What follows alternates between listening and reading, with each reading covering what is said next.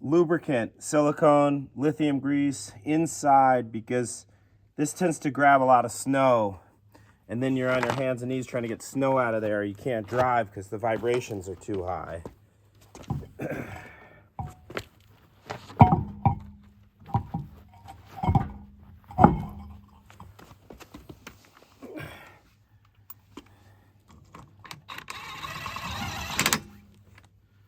You notice I loosened this completely before I took the weight off with the jack, so it'd break the adhesion that forms after months of the tire being on. Otherwise, you got to really pound this with a sledge, and it's not so cool.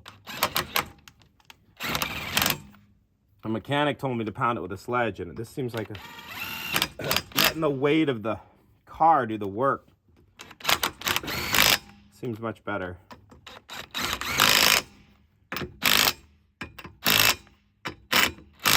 I used to use my impact driver, just regular, but then I got a, full 1/2-inch version. It's worth it to have the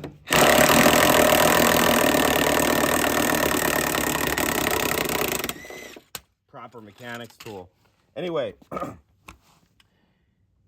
having snow tires on your own rims, steel wheels, saves a lot of money starting in the 2nd and 3rd year, and a lot of time, because this is faster for me to change my tires than to go to a mechanic's, which I don't live near, wait, have to get picked up, whatever, drop the car off. And it's also better for the rims. You don't want to keep changing tires on rims, especially if they're alloy. And then you can do it whenever you want, like right before bad weather comes.